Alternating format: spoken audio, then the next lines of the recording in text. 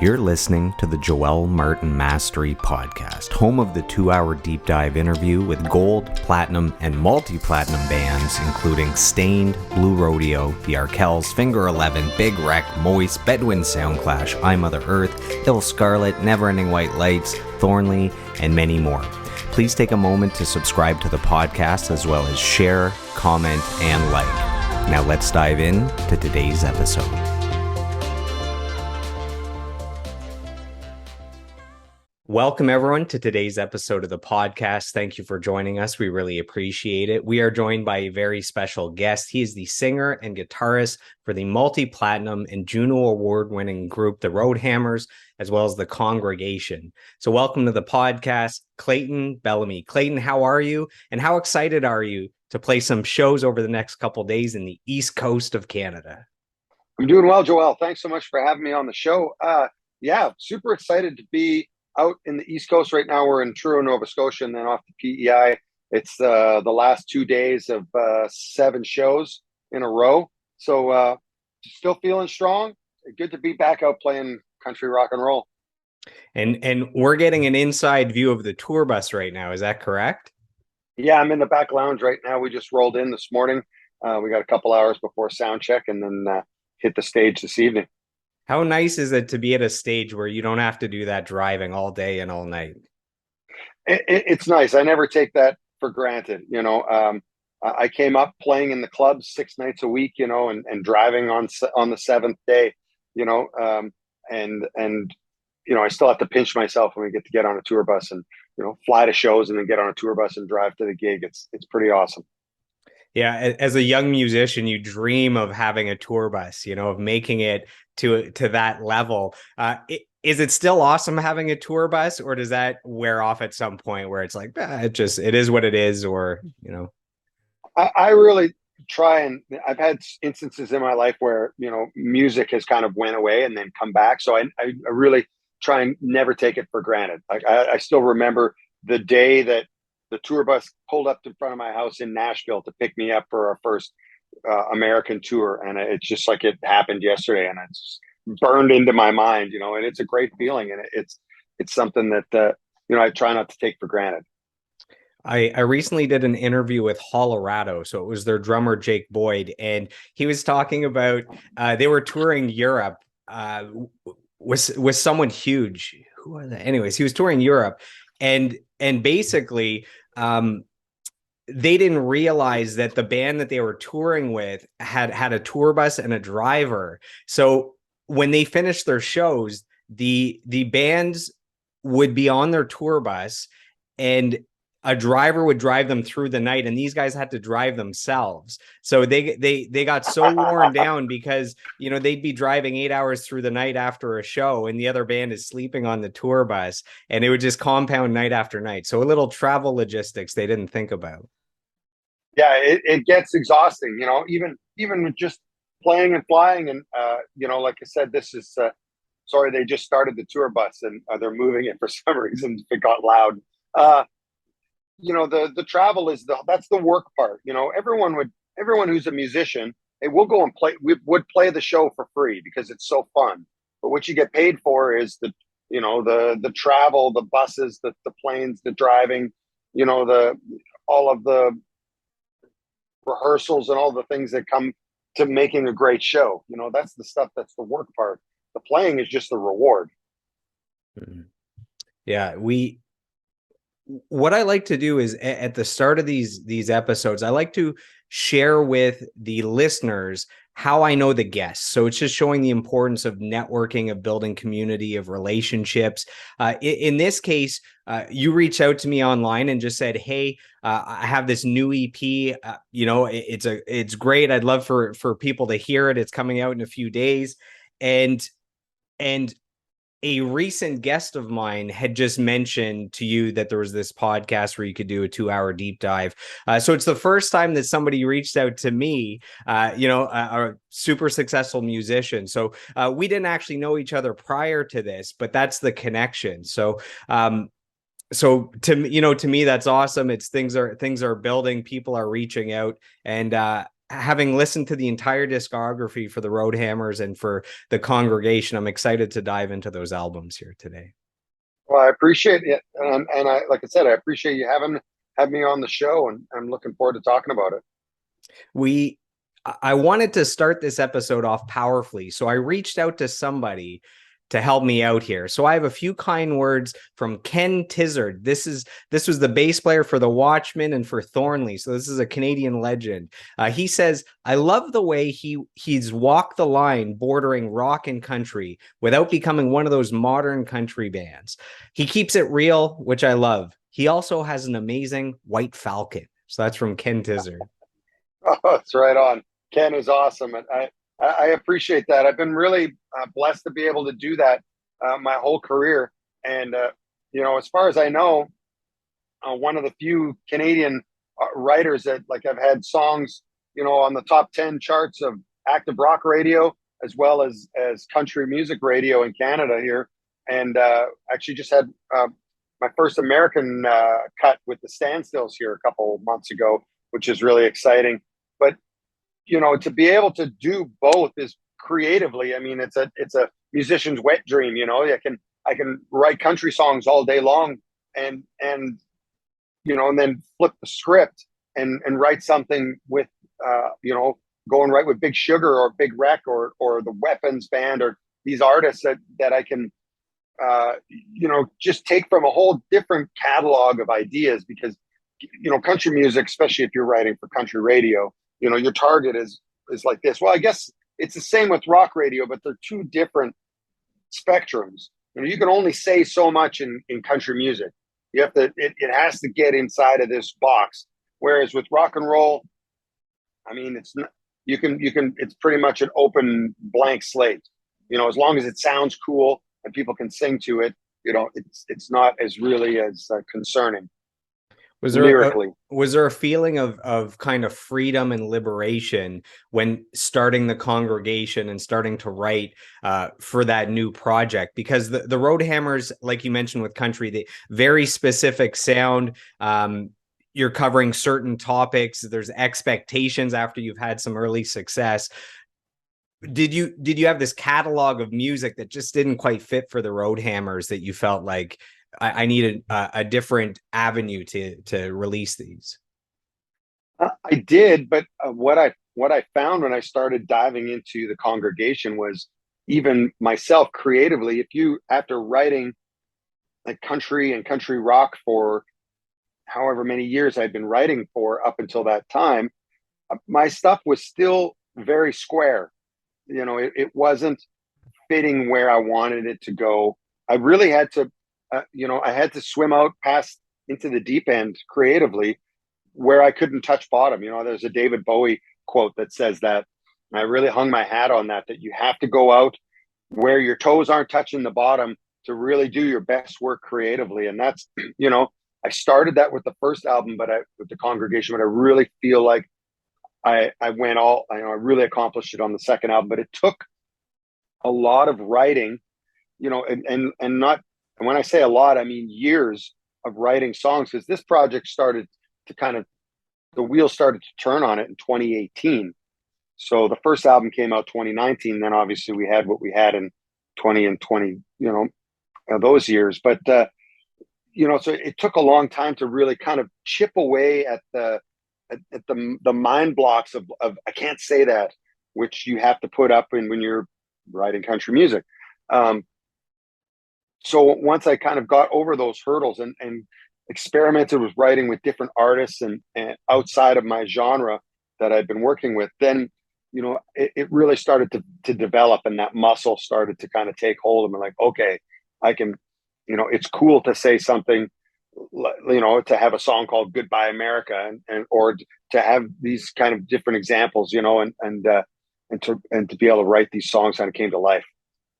I'm actually really excited to dive into that EP. We have a long way to go with the deep dive. We're going to go from the very beginning through the entire discography of the Roadhammers into the Congregation.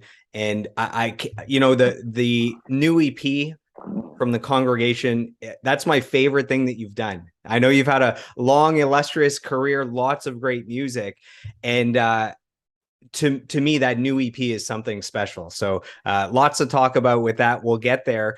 You just mentioned as a songwriter, writing for different artists, different genres. When you first picked up a guitar way back in the day, could you have ever imagined the success that you'd go on to achieve as a songwriter?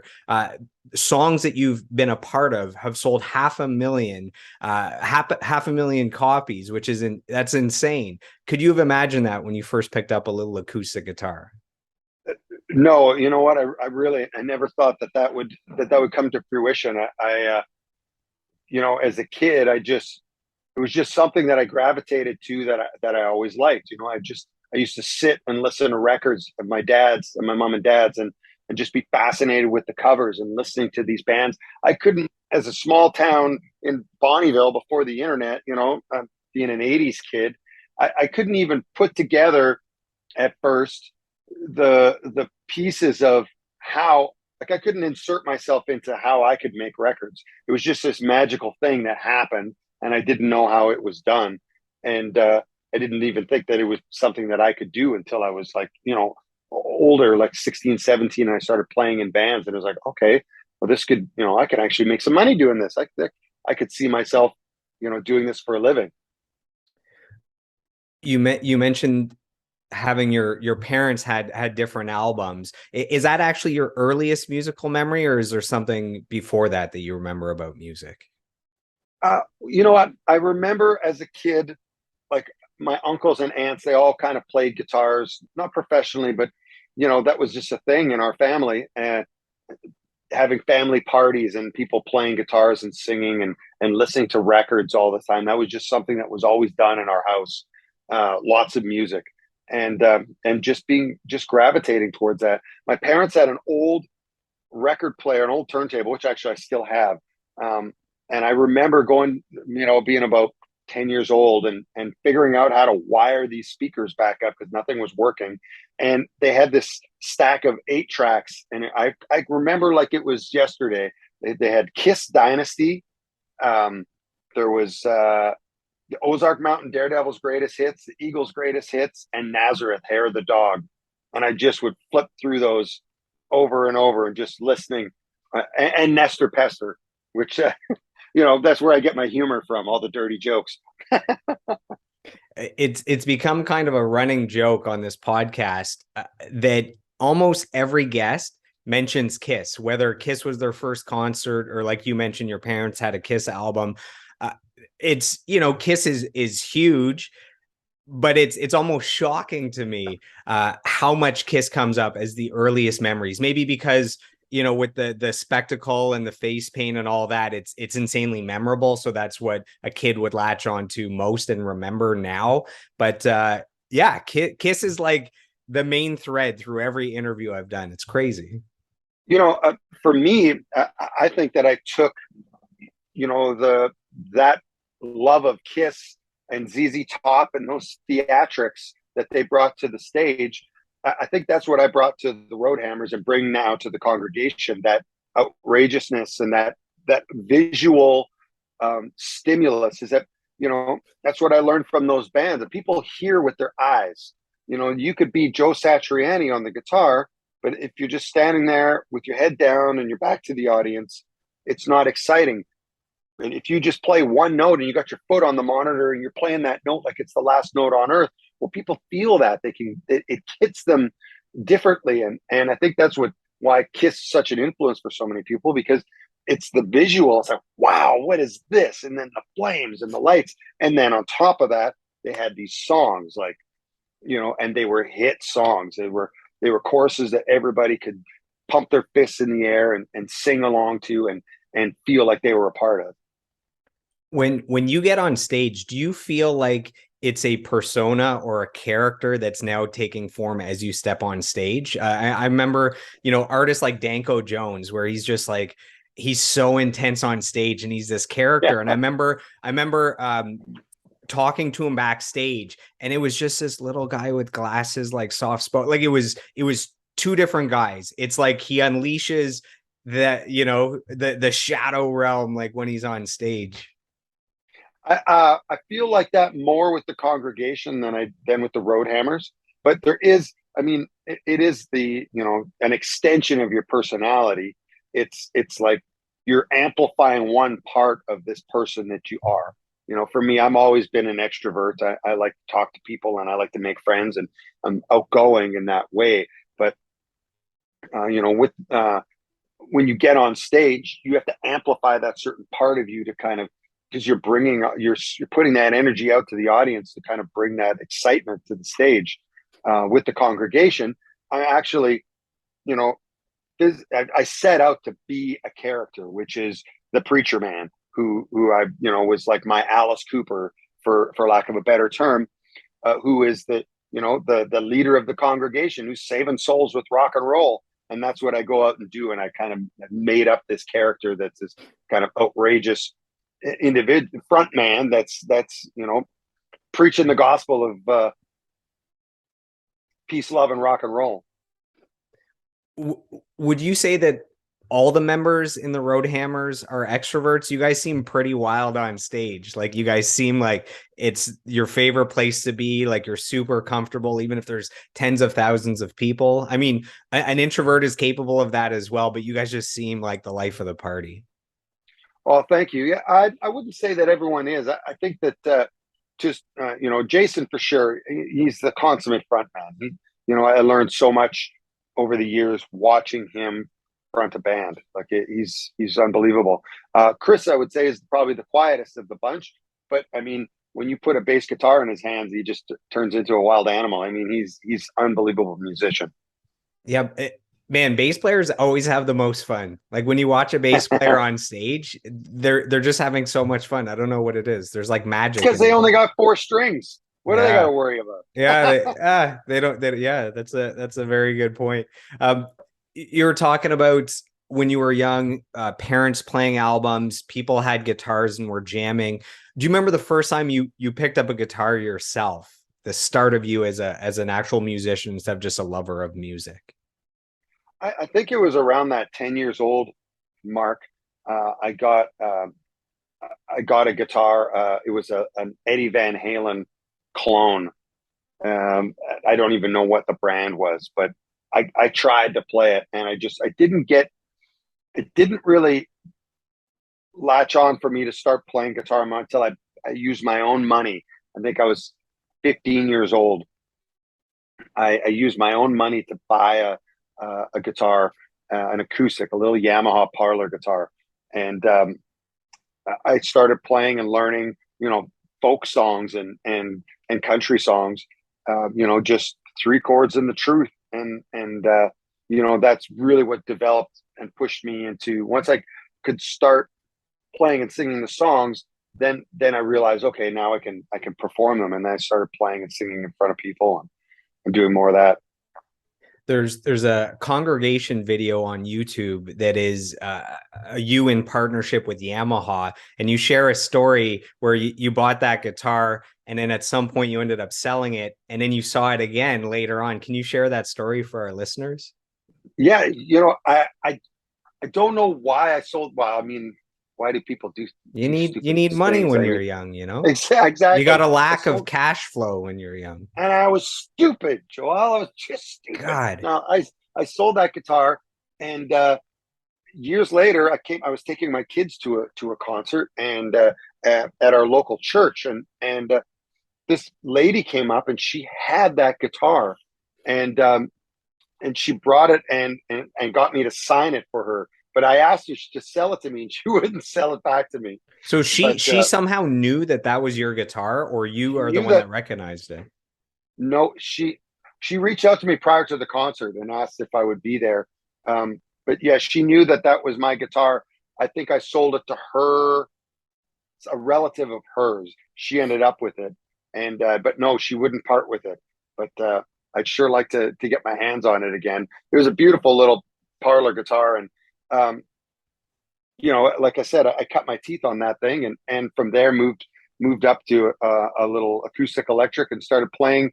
At 16, I started playing in a local band in my area, and we started. I kind of jumped. I didn't do the garage band thing with my buddies. I didn't really know anybody in my hometown. Like our town was small. It's like, 4,500 people. And there wasn't a whole lot of bands. And I wouldn't really fit into the music clique at the time and what was going on in our town. So And I ended up, this is in Alberta, right? This is before the yeah, move to Nashville. yeah, this is in Bonnyville. I was like, I grew up in this small town.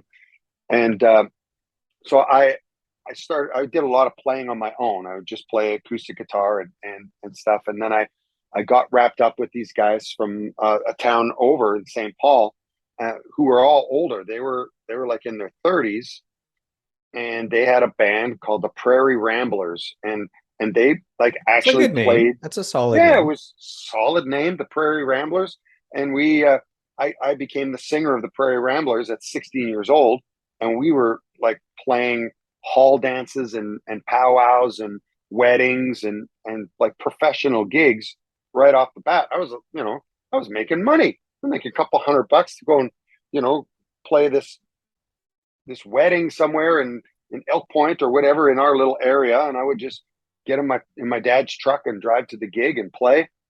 And that's kind of where I started to develop my chops and cut my teeth as a musician. And before joining that band, before deciding that you'd like to become a professional musician, was there anything as a kid that you wanted to be when you grew up? I keep, I keep just like Kiss is the thing that happens with every band. A lot of people wanted to be firefighters when they grew up. Anything. I wanted to be a dump truck, not a dump truck driver, but an actual dump truck. So just to show you how low the bar is here for what you want to be as a kid. Anything pop in uh, that you wanted to be before a uh, musician? no, I was really into. I wanted to be an archaeologist because I loved Indiana Jones, but I also loved Star Wars. And when I got older, I looked back on it and I thought, it wasn't that I wanted to be an archaeologist or I wanted to be uh, really I wanted to be Han Solo. I just wanted to be a pirate. Mhm. I want to be Indiana Jones and Han Solo together. And here I am, 30 years later. I'm kind of that now. That's awesome. With a guitar in my hand. So, it all came, the plan all came together.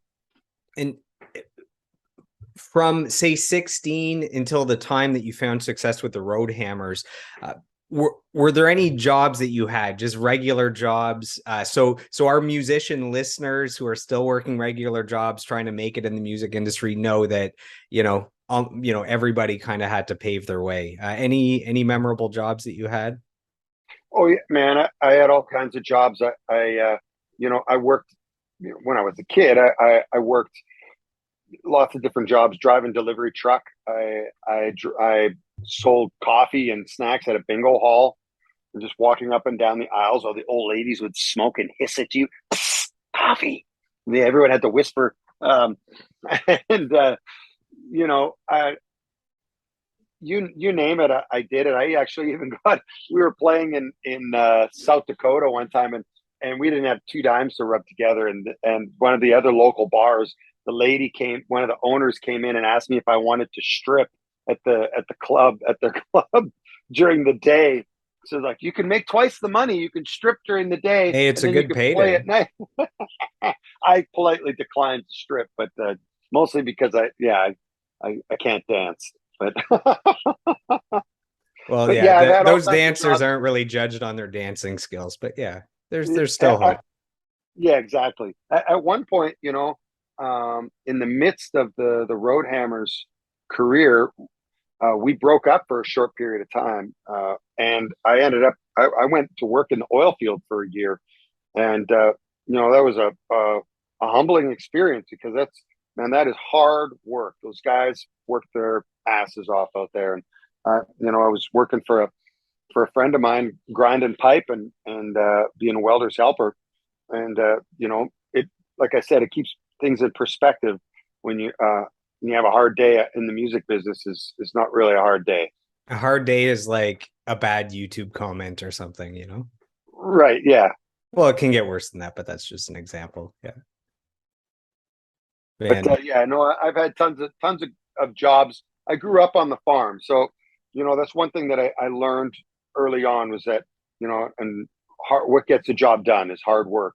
And I look at, I equate music, the music business, to farming, to making fence. I always use that analogy. It's like, when you get up and I'm a self starter, so I get up and I go out and I'm going to make fence today. I'm going to pound posts, and at the end of the day, I can look back and say, "Oh, look at all that fence that I made. That's what I've done for the day," and that's what I want to feel, that accomplishment when I'm doing music. So whether it's if I'm out on the road or if I'm at home, I'm up and writing and scheduling writing appointments and making sure that I'm making fence every day, because that's the only way that you're going to accomplish anything and move forward. Is you got to be grinding.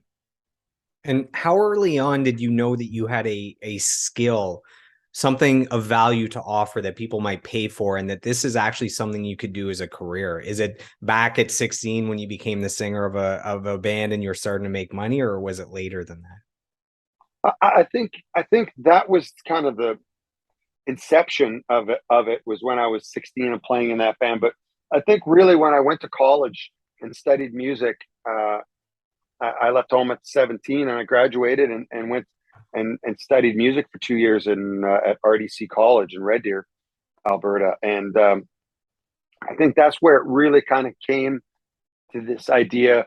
As music business was my minor, and that understanding of, oh, this is an actual industry that I could make a living at and have a career, and this is how to do it, and all these different kind of puzzle pieces all kind of came together. And I actually almost flunked out of college, because by our second year of college I had started a new band called the Moonshine Bandits. We were terrible, but Man, how do we you guys have such good names? Is this an Alberta thing? Only I good don't band know. names? I always thought I sucked at naming bands, but uh, the Moonshine Bandits started playing, and we got so busy that by the end of my second year, I was missing so much class because we were always out on the road. But I managed to graduate, and that band, we just went on for another year, about after college, just playing. We started in the nightclubs back then. In the late '90s, there was a real club scene where bands would play 6 nights a week. You'd roll into a town, and from Monday to Saturday, you're playing 4 or 5 sets a night. You play from 9 o'clock at night till 1 in the morning, Hmm. and do that every single night. So you can't help but get good. Yeah, musicians early on deal with a lot of resistance, a lot of adversity. A lot of times it's family and friends that are telling you, it's not realistic to pursue a career in music, that you got to get that education, got to get that good job, got to play it safe. Did you deal with that resistance? And if so, how were you able to keep your eyes on the prize and push through that? I was really blessed that I never did deal with that resistance. It was the exact opposite in my household growing up. My parents were, you know, uh, an interesting mix of rock and roll hippies and you know small town farm family. And they had this philosophy that I taught to my kids. Is that do what you love and you'll never work a day in your life. And that's what they always pushed on me, was that if that's what you love, then go at it and do it and make a living at it. Make your living, make your life out of it. And that's what I did. And they always supported me. And when after I graduated college, hey, here we're gonna they helped me get a loan to buy a sound system and a tour van. So and I in turn rented to the band that I was touring with. And that's how I started kind of in the music business. I had a PA and lights and a truck, and we drove from town to town playing shows. Man, all the musician listeners that we have, I'm sure they're wishing their parents were as supportive as you were, because not all of them are. I mean, you could always turn around and say to your family, like, you guys created this, playing all that music and jamming and all that. It's they kind of, planted the seed for you.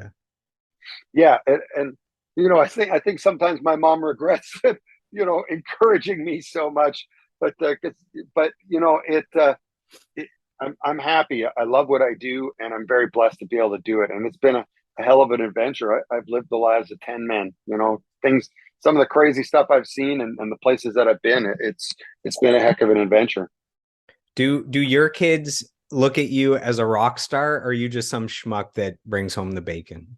Oh, I'm just dad. You know, Just dad. uh, they come to the shows and stuff occasionally, but I think they're mostly unimpressed. And any time when they were growing up, you know, especially because we moved. I lived in Tennessee for about 10 years, and then we moved back to our small town of Bonneville, and there was a lot of that kind of, oh, your dad's this or your dad's that, and I've always just impressed on them that I'm just a guy who does what I love for a living, and that's, you can have that too. Do what you love. If it's, if being a dump truck is what you really love, then go and be it. But be Because the man, life, best dump truck that you can be. hell yeah. Like I would just say that, you spend 75% of your life working. So why the fuck would you want to do something that you hate? You know, do something at least that you enjoy doing. You might not be the richest, or you might not be the whatever with it, but you'll enjoy your life. And that is, if you can do that, man, you're winning. For the first few years after you picked up that guitar, did you have some guitar heroes? Did you have some major guitar influences that you looked up to?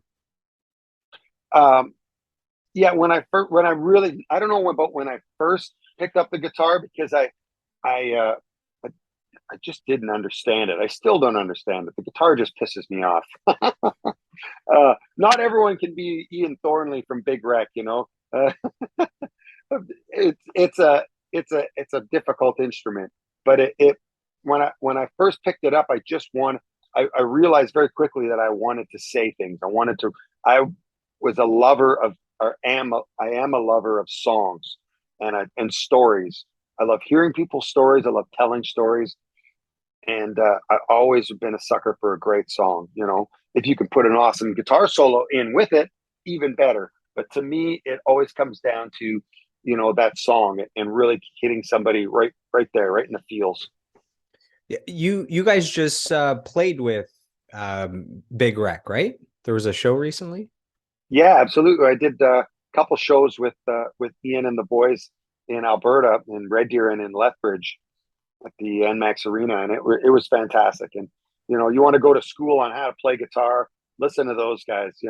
Yeah. Incredible musicians, all of them. Yeah, I just had 2 episodes ago, I had Sekou, their drummer, and Yeah, what a great guy, what a and man, monster drummer. Yeah. yeah, terrifyingly good. They all are, and they were so sweet to us out on the road, and it's great to watch. But getting back to your question though, when I really started digging into playing lead guitar, I I gravitated towards bands that had that organic thing. I love the Black Crows. I loved Warren Haynes. Still do. If I had one guitar player that I wanted to be growing when I grow up, it's Warren Haynes from Government Mule and the Allman Brothers. But loved Big Sugar, Gordie Johnson, all that kind of more blues based rock and roll stuff. I really love and still do. Well, I have a quote here. I have some kind words from someone that fits that bill. Guitar driven, bluesy. This is from Sean Varro of Widemouth Mason. This is what he has to say about Clayton Bellamy. He says Clayton is a real deal rocker and roller with a lot of soul. He throws his whole being into it. He ain't playing around. That's from Sean.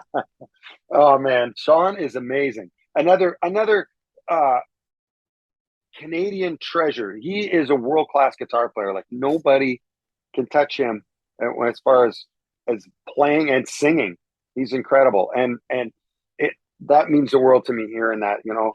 When you're coming up and these other bands that you look up to and you think, wow, that's crazy to even just to see those bands, but to meet them and then become friends and stuff is really one of my favorite parts of this gig. And Sean and I have done plenty lots of shows together, and and hung out, and his band is for sure up on my one of my favorites. I remember the first time I saw them, we were in Yorkton, Saskatchewan, uh, playing at the Yorkton Hotel, which is like the biggest dirtbag hotel you can imagine. But they were on TV doing this local thing before their first album blew up, and it was. I remember watching it, going, "This is incredible." And a short time after, they were that first album was huge. It was the biggest thing going. So I just spent 10 days at Blues Fest in Ottawa, so one of Canada's biggest festivals. And I had just talked to Sean, and I mentioned that of, I don't know, there's 100 bands that played over 10 days, that the top five performances I had, Rage Against the Machine and Alanis Morissette. Nathaniel Radcliffe was insane. He was really good. I had the Tea Party were amazing. And then I had Wide Mouth Mason's performance up there in my top five of the whole festival. And he said, wow, that's good company. The five artists that I named who shredded. So anyways, I just saw them live and I was right up front on the barrier, and those guys can bring the thunder. Absolutely. Who was playing bass? Do you know?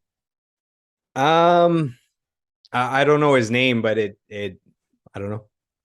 Okay. But it But was a three my piece. guitar player occasionally plays bass for Sean, and so that's why I was curious if it was him. Yeah, I don't know. He was a skinny, normal looking dude that was rocking out, and I don't know. It felt like a natural. It felt like he was a part of the band. I don't know if Sean just has That's touring awesome. musicians, but yeah, they were killer. So let's dive into the Road Hammers now, because we have so much stuff to go through. You have a big discography. So this is in 2004. You guys formed the Road Hammers. This is a trio. How does this come to be? How do you join forces with these guys, and where does the idea of starting a band together come from?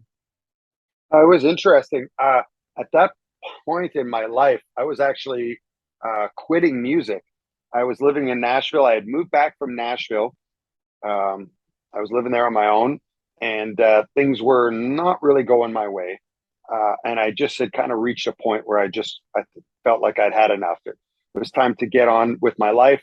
I had a baby on the way, um, and I was kind of my focus was shifting. It was like I've got to take care of a family now, and this is not paying the bills. So I was going to quit music, and I got a call from my then manager, um, to that Jason McCoy was trying to reach out to me. He wanted me to audition for a band he was putting together, and I was like, "Man, I don't know if I want to do that." I brushed it off twice, and my wife at the time uh, encouraged me. She was like, maybe you should like look into this, at least see what it's all about, what he wants to talk about. So I went down to Calgary. I was living in Edmonton and met with him and Chris Byrne. And Chris had already been playing bass in Jason's solo band. And he kind of told me of this concept and asked if I'd be interested in auditioning for the band. He gave me an audition. He gave me 6 songs to learn, um, and said, "Hey, let's meet back here in 2 weeks, and we'll run some songs and see if you got what it takes." So I'd never been in an audition before up until that point, It's and I'd pretty never daunting, played. right? Like, how do It, I it was present myself in my full capacity? It's tough. It's like a job interview. Those suck. It doesn't, it's two things. One, having the actual skill, but then it's having the social skills as well to get past the interview into the actual job. So it's, man, it's tough doing the auditions. it was, and I had never played lead guitar in a band before. I'd always been like the center, the lead singer, who occasionally played lead. I'd play one or two leads, but I wasn't a Sean Bareau. I mean, not too many people are. So, but you know what I mean? Like I didn't play and sing and do that thing. So this was like, and this was obviously 20 years ago. So this was not, it was very foreign to me, and I was super nervous. And I showed up to the gig. I worked day and night on these songs. I showed up to the audition, and they didn't tell me, but they were filming. CMT was there filming the first episodes of the TV show called The Road Hammers. and they put a lapel mic on me and stuck a camera in my face and said, "Okay, let's see what you got, kid." No pressure. Oh, geez, yeah, yeah. I was sweating bullets, but we went in and we played 4 songs. I remember we played "Ramblin' Man," Eastbound, the original Eastbound and Down, Girl on the Billboard, and one more tune I can't remember. We played 4 songs, and Jay was smiling the whole time and bopping. And he left the room. He's like, "Okay, we're gonna go. I gotta go talk to so and so and blah blah blah." And he left the room, and I was just kind of sitting there like, okay. And I didn't really know Chris at the time, but I knew um, the drummer at the time, who was the one who had recommended me for the audition. Apparently, Jason had auditioned, 12 or 14 other people, but no one had really kind of fallen into the what he was looking for, kind of the rock guy to his country. And he said, "Man, this is the first audition that I've been in that Jay was smiling the whole time." So, yeah, Jason came back in about 10 minutes later and he offered me the gig. And literally, that was the moment where my life changed monumentally, because up until that point, I had just been chipping away playing in the club scene, and I had put out a couple of records on my own, but I maybe had some regional success, but nothing to the extent of what I was about to step into. So Jason McCoy had 22 singles and a gold album before you joined forces for the Roadhammers. How much did it mean to you to lock arms with someone like that? Like from the start, you're starting a new project with someone with such success and such a track record. It was pretty incredible. I don't even know if I wrapped my head around it at the time, but because it was such a blur. But he had also come off of the Canadian Country Music Awards Male Vocalist of the Year. He had just won that, so he left that and suddenly started a band, and it happened so quickly that because while we were making the record, we were also filming a TV show. So when the album came out, so did the first, or before the album came out, the TV show was on the air, and every twice a week we were on CMT with this TV show of the making of the band, and then when the album dropped was the last episode of the TV show, and the thing just blew up. Man, I have some kind words here from one Jason McCoy. So I went to the source itself, and Jason says, "I'd say first and foremost, Clay is passionate about everything he does, playing guitar, writing, or just talking about motorbikes. He's passionate and alive, and that breathes life into everything he's involved in. I'd say he lives life to the fullest, and his fire for experiencing what's next is infectious." So that's from the one and only Jason McCoy. Well, he is not only a great bandmate, but a dear friend of mine, and we have been through the ringer together, and I learned so much from him. And we're talking about guitar players. He is probably one of the premier guitar players this country has to offer. So underrated as a musician. He's incredible, and man, I really learned so much from playing in this band and from him, and you know on how to do it at a top tier level, because like I said, at the point when I had joined the band, I was just kind of deer in the headlights, and all of a sudden we're thrown into this mix where within the span, I joined the band and 6 months later we had a number one record, uh you know Four a top number 10 one singles. show, 4 top 10 singles, a number one single with Eastbound and Down, and we're on a tour bus. And I also had it at that by that time I had a 6 month old baby and a new wife, and I was like, man, what is happening to my life? It was just turned upside down. How quickly life can change, eh? It sure did, and we hit the road and never looked back. That after that first record, um, we moved on and signed a record deal in Nashville with Montage Records, and we all moved to Nashville, and the rest is kind of history. We just kept motoring from there. So before you did the audition, there was the TV show that was already happening, leading into the Road Hammers. Was the record label already in place as well? I guess I'm just curious where the record label comes into play. Is it based on Jason's past success? And when he says, I want to start a new project, there's already a label ready to put that album out? Um, well, he had the label, yes, because it was the same label that um, was putting out his solo records, but they didn't support the album, nor did they believe in it. You know, even like our label and manager at the time, uh, was just there. It's like, yeah, if it's a success, great, but he wasn't putting a whole lot of extra effort into making anything happen until it did blow up, and then it was like, oh yeah, this is my band. Let's put some money behind this. Yeah. Mm-hmm.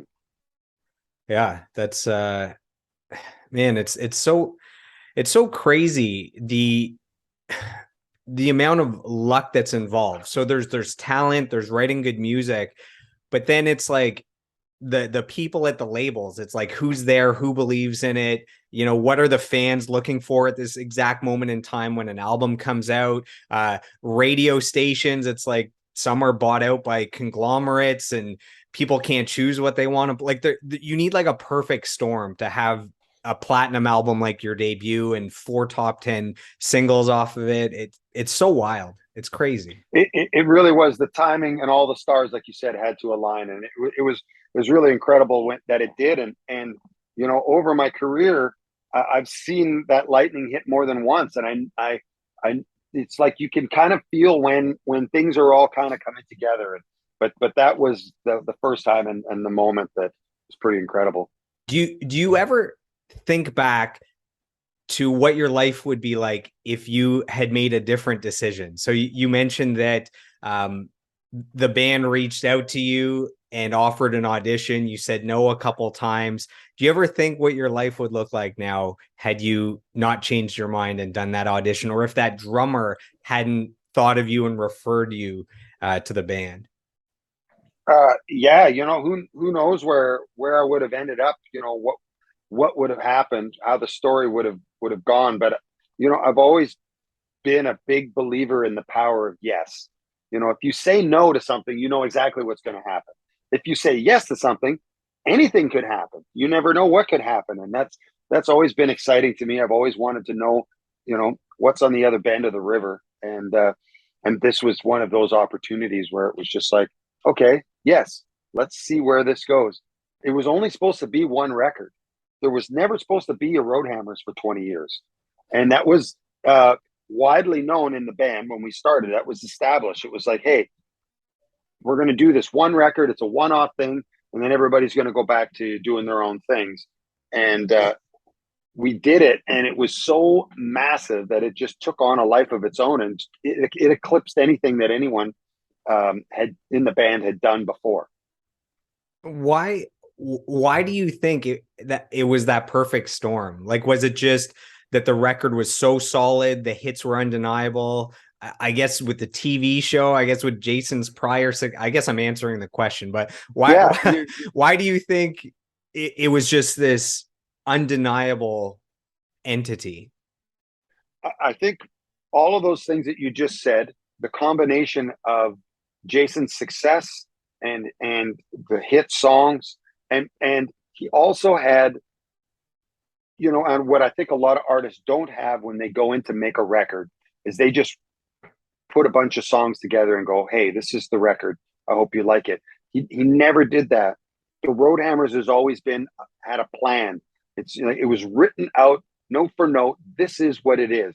And this is what the songs have to be, what the band has to look like, and what we're going to sound like. And this is the logo. And everything was planned out meticulously before it was launched. So that, when we were looking for songs for the record, if they didn't fit in this little thing, in this little target on the dartboard that was a Road Hammer song, it had to be about road. It had to be about, um, about trucking. It had to be it had to have a certain feel to be a Road Hammer song. And because everything was so concise, I think that also made it more powerful when it came out. It was like, hey, we know already what this is. You don't have, we don't have to spoon feed it to you. You know, the second that you turn it on. And it sounds like you had a business and you had a business plan and a vision for the future and goals that were set. But you guys took kind of that business acumen and you brought it to the music industry. So I think that's smart. I mean, why would you just wing it in this industry versus, you know, any other entrepreneur that's starting a business? You have to have all that stuff in place to ever get funding. So why wouldn't a musician have that same level of clarity? Yeah, and that was all Jason. I can't take any credit for that. He had the plan, he had the vision. This was his brainchild. This was his baby, and I really was just kind of, as the albums went on, I became more of a creative partner and learning from him on how he was kind of putting this thing together, and input into the songs and the music and everything. But he had this kind of idea, and I think when we all kind of came together in the studio, is that's when it became a band, and it was like, oh, okay, this is something. When you mix, you know, Jason's, you know, country music credibility and his artistic, he's an encyclopedia of country music. He knows, he could take a deep dive for hours with him talking about, all the classic country, and and he knows every song, and you mix that with Chris's, you know, blues history and the stuff that he plays. His first love is the blues, and me with my rock and roll background, and the three of us together, it just made something that was very original. The four singles from that album, was that the first time you heard your own music on the radio? You said you might have had some local success with your solo albums, but what was it like hearing your music on the radio for the first time? But it wasn't the first time. I had like I said, I'd had a couple albums out that had charted, that had some success, mostly regional, but I definitely had some songs out on the radio, which was exciting, but nothing to that extent. And I remember when the band, what really struck home for me, that this thing was turning into something much bigger than I'd been a part of before, is that when I got hired into the band, the first thing that I did was I joined another band to play only lead guitar, so that I was basically going to school. I'm like, I've got to get in a band where I just play lead guitar and don't sing, and work on my chops, because You I'm went to the not good School enough. of Rock. I did, because I would kind of I felt like I faked my way into the band audition. I got through the audition, but it's like, these are the only four songs I know how to play lead guitar on. So I started playing in this country cover band, um, for a few months, right after my audition, just trying to hone my chops a bit more. And we were playing in Calgary at this grungy club called the TNC. And in between sets, they had a big screen that would come down in front of the stage, like a projection screen. And in between sets, they were playing CMT, and the Roadhammers video came on, and I was up on the screen, and people were looking at me and Kind of looking a at the big screen and deal. going, "Hey, what's going on here? What are you doing here?" And then I realized, like, holy shit, this is happening. And it did. Like, it took off in a crazy way. There's a deeper cut on that debut album called Willin', which is, one of my favorites, has amazing harmonies. Do harmonies come naturally to you? Like, do you hear harmonies easily? And is it easy for you to sing harmonies, or is that something you have to work on the same as playing lead guitar? That came a lot easier to me with the singing stuff. Playing that, I've always been able to hear the harmonies. One thing that we've had since the beginning, though, is a great mix with our vocals. With the three of us singing together, doesn't sound like anything else. And it's something that we really worked on too. We did a lot of singing together, and still do. Before every show, we're sitting in the back, warming up, singing songs together, and it's it's something that a skill that like anything else has to be developed. But when we first heard it on tape, we knew we had something magical. So at the 2006 Junos, you guys won Country Recording of the Year. That's your first of three Juno nominations. That's your big win. What does that Juno win mean to you? To have your country, the country recognize you and your efforts and your talent and your music. What does that mean to you? It's pretty incredible. I it's definitely one of the highlights of my career to be. You're always from then on in. You're always a Juno Award winning artist. It's pretty awesome, and I'll never forget that feeling and that performance of being. That's probably one of the most nervous I'd ever been at we're playing our first Juno gala, and out in the audience I'm looking, and there's the guys from Nickelback, and there's Brian Adams, and there's Shania Twain, and there's all these people in the audience sitting there watching us play, and it was horrifying. I was scared shitless, but but that was the year that we took home the trophy, and it was really something. Yeah, all the artists that I've talked to on the podcast that have been nominated or won the Junos or performed at a Juno, all of them kind of felt this imposter syndrome, like you mentioned, looking into the crowd and seeing these diamond artists and artists that were big when you were young, and it's like, how did I get here? Like you deserve it, but there's just that, like, you know how did I get here? This is crazy. Yeah, I remember meeting Ronnie Hawkins at a SOCAN Awards night when we won Songwriters of the Year for Nashville Bound, and being introduced to Ronnie Hawkins. I think he told me, he said, "Slow down, boy, you're going to break my hand." I was so excited, I was shaking his hand. But it's just incredible being, you start out as a fan of music and of all of these artists, and then to be in the same room and to be considered a peer. I still have to pinch myself. I still feel like a fan, like I did when I was 15 years old. When I walk into these rooms, I'm excited about the people that are there and who I'm going to meet. I don't think I didn't start out to win awards and to do that. I just started out as a kid who just is infatuated with music and loves the art and the creative process, and wanted to meet my heroes. And I still feel the same way now. I had a great band on called the Dreamboats, and they had a bunch of stories about Ronnie Hawkins, where they were a huge fan of him. They were a fan of the band, or sorry, he was a fan of the band. And when they found out he was going to be selling some of his property, they asked if they could bring in recording equipment into his barn. And they actually have an EP that was recorded in his barn. And they have stories about, they went into his house to see him, and then there was like a massive thunderstorm. So they were stuck with no power in Ronnie Hawkins' room, just with candles. So it was story time for hours, and that was Wow. a big moment for them in their life. Yeah, And that kind of stuff to me is gold. I had a similar situation happen. I was recording a session from my solo album, Five Crow Silver, I put out a few years ago.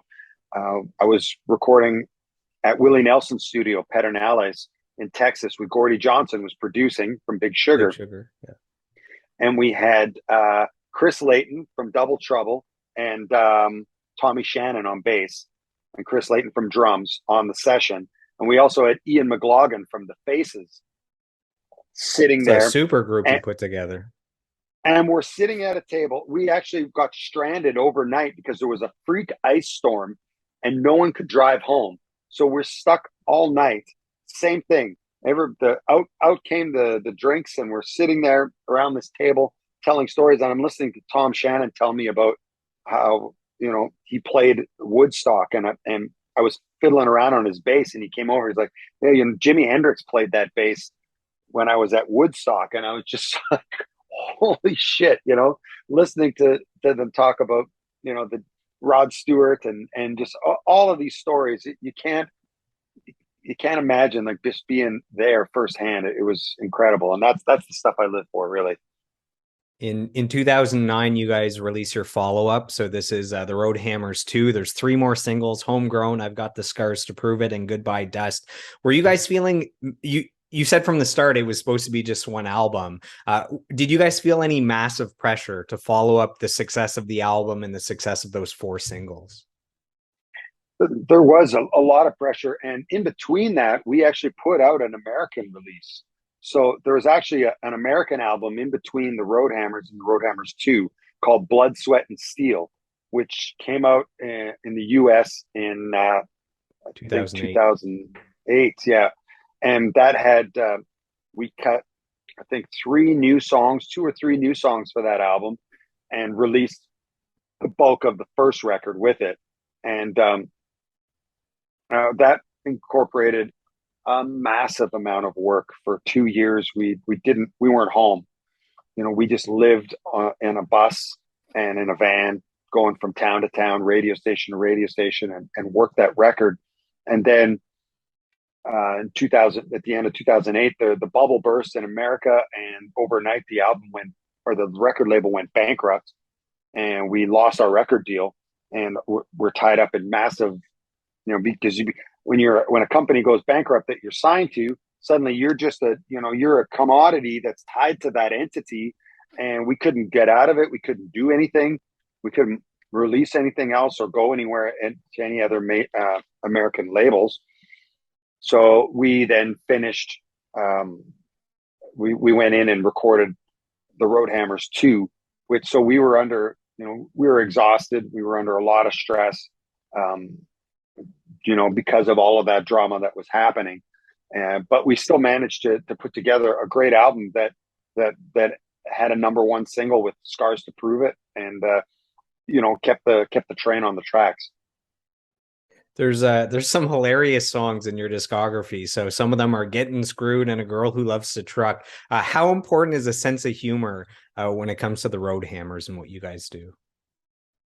I think it's really important, and we've always had that kind of comedy in the songs and in the group. We take the music seriously, but we don't take ourselves very seriously, and I think that kind of comes out in some of these songs. Even like in Nashville Bound, or you hear it in Haulin' Ass, or some of these tunes that we've done over the years that are just a lot of fun. And that's what we want. We've always wanted this band to be, is fun, and I think that's what has kept us out on the road and kept us touring for so long, is that we're exciting and we're fun live. So 2014, you guys put out another album called Wheels, four more singles. One of the singles, Mud, that song went platinum. It's your most played song on Spotify with over 3 million spins. What is it about that song that people love so much? I can see the appeal, and I can see why people would love it. I'm just curious if you can, from your perspective, why do you think that that's as big as it is? Well, I think that's what we just talked about the fun factor, and I think that's a perfect storm, a perfect combination of the Road Hammers rock and country blend with the fun factor is in there, as well as that creative, that creative twist on something that you've heard before. And that song wasn't even supposed to be on the record. The album was almost done, and we were playing it for our manager at the time, and he was like, "Okay, yeah, that's good. Did you guys have anything else?" And we're like, "Well, that's kind of what we thought the record was going to be." And then Jason went, "Well, I have this other song that I just finished. I don't know. It could maybe be on there. I'm not sure if it's any good or not." And he put in Mud, and he played it, and it sounded very close to what the original or the finished version sounded like. And all of our collective jaws just hit the floor. We're like, "Are you kidding, man? This has to be on the record." So of course it was. And we had come off of a 5-year hiatus, almost, from that time, because after we put out the Road Hammers 2, the band just kind of was falling apart at the seams. Our original drummer had left. We had lost our deal because our label went bankrupt in the States, so we had lost our deal. We had lots of lots of really hard hits. No one was really super excited about being in the band. We had worked so hard in the States to see that all kind of fall out down around our ears. We were all burnt out. So we just took a long break. I put out a solo record. Jason put out a solo record. We just kind of did our own things for a couple of years. I started working at a radio station in Edmonton doing the drive home at Kissin' Country in Edmonton. And then I got a call from Jason out of the blue, and he's like, "Hey, want to put the band back together?" And I'm like, hell yeah. And again, it was just like we got together to jam, and it was like we had never, even after 4 years of not playing together, it was like we had never left. It was just like, boom, that first note of I'm a Roadhammer. I was like, oh yeah, I forgot how this felt. You're a And well-oiled machine. that's it. And we went in, and I think Wheels is my favorite album that we've done, you know, thus far. I look back on that record. I think it's the best of those both worlds, really pulling hard from those rock elements in that record, and also having songs like Mud. You know, I have the longest and sweetest quote of the interview right here for you. So this is for the drummer for the Killjoys and Teenage Head. This is Gene Champagne. Gene Champagne. Uh, yeah. this is a sweet one. He says, "I think about Clayton quite often. I worked with the Hammer some time ago when I wasn't playing professionally myself for a few years. I have many great memories of the guys and Clayton. Really funny stuff. My one fond memory was jamming with Clayton and Jason on an off night with the Roadhammers. I was quite rusty at the time, but what an honor. Clayton is a class act and a true pro. I admire his playing and would play with him without hesitation anytime. He's such a talent. He is also a kind soul that was really good to me, and I enjoyed his company. I wish him all the best with his Roadhammer family and his latest adventures with the congregation. Wishing you well, my friend." That's from Gene. Oh man, I love Gene. Yeah, he's such a trip. He is a hilarious guy, and we had some great times on the bus touring together. There, we spent a lot of time together, and incredible musician and great human being. And that's when I think the further down the road you get in just life in general, you just want to be around good people and do good work. And he's definitely one of those folks for sure. That's really sweet of him to say. And yeah, we had a lot of fun touring on the road. In 2017, you guys put out another album, The Squeeze, 4 singles, One Horse Town, Crazy About You, Your Love Is the Drug, all your favorite bands. And Crazy About You, I believe, becomes a number 7 hit. This is like one of the biggest hits on the charts. Have you ever had a song that came to you so easily, so naturally? When it came to you, it was like almost complete. Like you could hear the whole thing, the lyrics came, the music. Have you ever had a song that just felt like a gift from source or from infinite intelligence or God or however you want to say it? Yeah, man, I call those sky songs. Sky It's just songs, like like a it's download. absolutely. It's like the spirit's moving, and you're just the conduit. The pen is moving, and that only comes to me from writing all the time. You just got to write all of those shitty songs over and over again, and and you just keep writing and writing and writing until those ideas come, and then it's just like boom, it just pours out on the page. Crazy About You was like that. I remember we wrote that at Jason's house. um, the same we spent a week up at his house writing songs. We wrote the Squeeze that week. We wrote Crazy About You that week. And that one just kind of blasted out. It was based loosely on Jason and his relationship with his wife.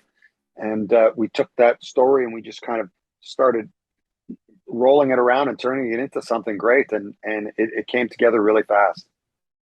We have a fan question here from Brian Cannoneer. His question is, what's your favorite part of being in the Roadhammers, or what is your fondest memory with your time with the band? Oh wow. Now my favorite part is seeing my friends, my who are my band family. I love getting together with them and playing music, and and being able to travel around the world is really incredible. Um, I think one of my fondest memories is probably playing the Grand Ole Opry with the band, which is kind of it's the Carnegie Hall of country music. It's like the pinnacle of what a country artist strives for. And we ended up playing 2 nights back to back. We played the first night, and you only get 3 songs, and you walk, no sound check, anything. It's live radio, and you're in front of 3,000 people in the auditorium, and you walk. They introduce you. You walk out, you plug in, and you play. And Jerry Reed had just passed away, and we played Eastbound and Down and dedicated it to him. And when we finished that last song, we had a standing ovation. The whole place erupted and stood. I got down on the stage and kissed the Grand Ole Opry stage, and we walked off, and the president of the Grand Ole Opry was standing there, shook our hands. He said, "You guys, we really would love it if you'd come back tomorrow night and do it all over again." So we were flabbergasted. So yeah, the next night we were in little Jimmy Dickens' dressing room hanging out and did it all over again and played our music. And I think that's definitely a highlight, career highlight for me. Yeah, not only that you made it to being able to play there, but that you guys knocked it out of the park. Like you were ready for that moment, which is awesome. Yeah, I'm a big believer in that. You know, there's no such thing as luck. It's just luck is preparation meeting opportunity. And up until that point, we had prepped for that moment, playing hundreds of shows, thousands of hours, and then that opportunity came, and we kicked the door wide open. I have some kind words from a good friend of mine. So this is from country singer David Boyd James. Him and I, long before his music career, were watching UFC, playing poker together. This is a good friend. I was actually just talking to him because his song was playing on the radio here in Ottawa. So I FaceTimed him so he could see it. And I just mentioned, the artists that I was having on the podcast, and he said, "Hey, I know Clayton." So here's his quote. He says, "Clayton Bellamy is hands down one of the best frontmen I've ever seen live. Between Clayton and my other buddy, Jason McCoy, they have really paved the way for killer live shows in Canadian country and Canadian rock music. I've most definitely taken a ton of notes from their live shows, and I've implemented them in my own live show." So it's, what is it? What is it like? Not thievery is the form of flattery, something like that. Right, right, You're gonna yeah, yeah. steal from the best. So that's David, who's at the forefront now of country, and he's paying his respects to you guys. Oh, well, that's very kind of him. We've written some cool songs together, and he and I, and he's a great artist. Uh, I've always, like we were talking about earlier, about seeing with your eyes. When you and I believe that, and I grew up in an era of the front man. Like um, now some of the greatest frontmen from the '80s, and growing up and seeing those bands like David Lee Roth and The jump like when kick when and the jump exactly, but splits, and fantastic, jumping off the drum riser and really more than anything engaging the audience. That's been something that I feel like it's not as much as it is about your music and your art. When it comes to the live show, to me, it's about bringing the people into the experience that you're having together and making it all, you're all having this moment together. And if you can do that and capture that, it just makes an incredible moment. People will walk away going, "That was the best show I've ever seen," because they feel like they played a part in it. They had a role in this moment that you're sharing. And that's what's magical about music, man. It really, and it's time stamped. You can hear that song after that, and it'll immediately take you back to that moment in time every time. so we've made it all the way to the final release from the Roadhammers, leaving 30 minutes or so to dive into the congregation, which I'm excited for. So in 2021, just last year, you guys released a 6-song EP called Back at It. 3 singles, The Boys Are Back at It, Giver, and Hillbilly Disco. I dove into the music videos. I love those singles, man. You guys came out hard with that album. Um, My question is actually, we have a fan question here from Jessica Ryder.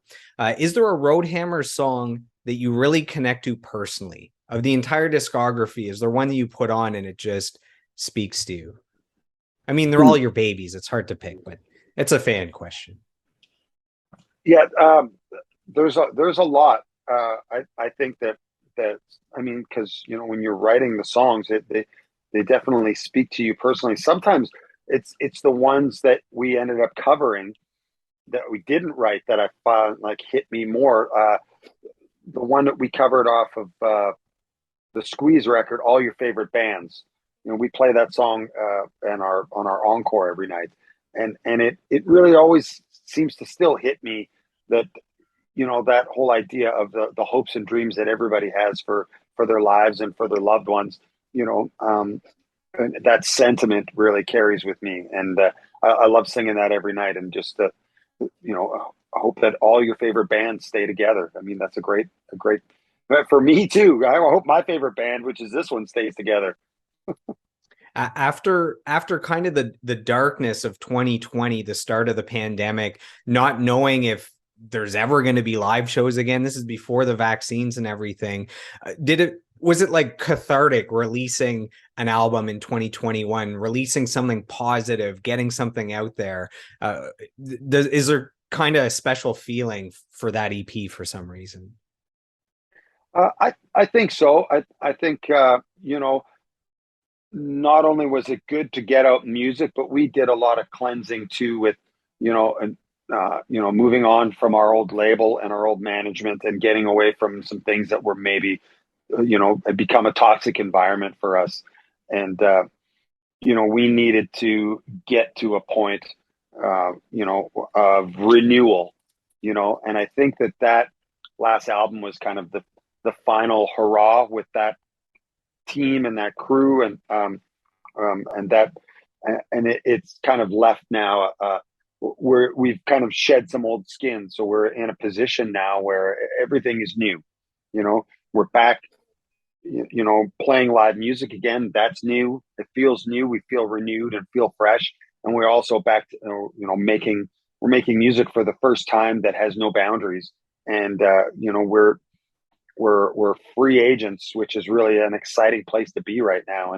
And the world is kind of our oyster. So I'm really excited to. It feels like it feels very much like where we were in 2004 when the band first got together, where there's no expectations, there's no preconceived notions of anything. We can be or we can do anything at this point in time, and I think we're going to make some of our best work coming up. So, final question as we transition over to the congregation. If we fast forward hundreds of years into the future, where most of today's music has kind of faded from memory, but there's one Roadhammer song that is still around, and you can choose that song to represent the band for the future half human, half cyborg versions of ourselves. What you'd probably think of, the most popular Roadhammer song is one that would survive, but this is, if you could put in a capsule one song that you would want to best represent the band for future generations to hear. So it's a little trickier than the normal question. Man, I think it's the title track off of our 2015 album, Wheels. Something about wheels, something about a highway, something about a big old stretch and nothing round, just putting that hammer down. That's the that's it, man. That's Wheels is a perfect representation of what this band was all about and how it was conceived. We wanted it to be based on those amazing 70s trucker albums, and that's what we did. We made a whole band just about singing about wheels. That's amazing. I think that's the right answer right there. I think you nailed it. So I have one comment, and then we dive into the congregation. So on Tuesday, I was playing hockey. I'm in the parking lot, and there's another player who's an amazing singer-songwriter. He asked, Joel, what are you up to? And I mentioned the podcast. I just had Stained on. That's one of my favorite all-time bands. Just had Big Wreck on. And I mentioned that I have Clayton Bellamy coming up. And he goes, oh, I know Clayton. So this is from Chris LaBelle, who is the singer for the Rivertown Saints. And Yeah. he's so good at hockey that the players that we play with, when he comes out, so he gets a call when we were short on players, and there's actually a rule that he's not allowed to score because he would just score whenever he wants. So this guy will get a breakaway and he has to wait for someone to catch up to make the pass to the other guy. So anyways, that's me pumping him up a little bit as a hockey player. So this is what Chris has to say. And I go way back to Canadian Idol days with him. That's how I know him. So Chris says, best thing about Clayton is he's not only an incredible musician in all genres, but he's a better human being when you meet the guy. He always takes the time out of his day and looks you directly in the eye when you're talking to him. 100% total gentleman, Chris LaBelle. Man, that makes me feel really great. Chris is a great human, and that's the most important thing, that we're, as far as I'm concerned, that we're here on this earth.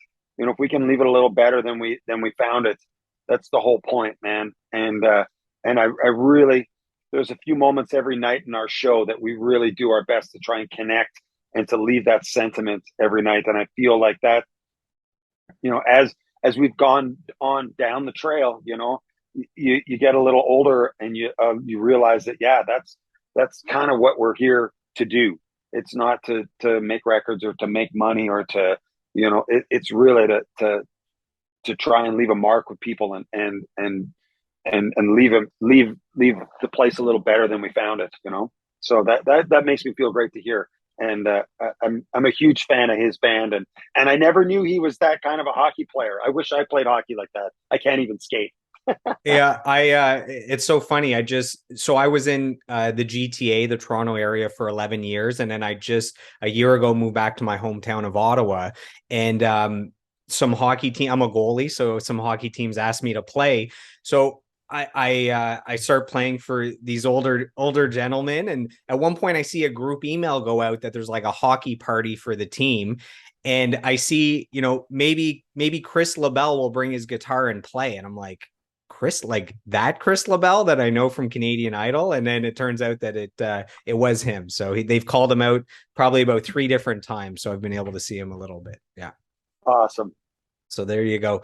So diving into the Congregation. So in 2019, you put out the first full-length album, Welcome to the Congregation. You describe this as a rock and roll tent revival, celebration of peace, love, and rock and roll.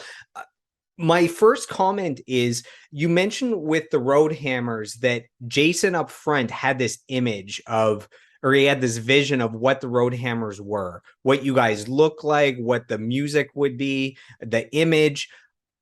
Let me know if this is accurate, that I feel that level of care and attention with the Congregation. So take, instead of the image of the Roadhammers, that with the Congregation, there's that same level of thought where there's a specific sound, there's a specific style, there's this aura that you're building.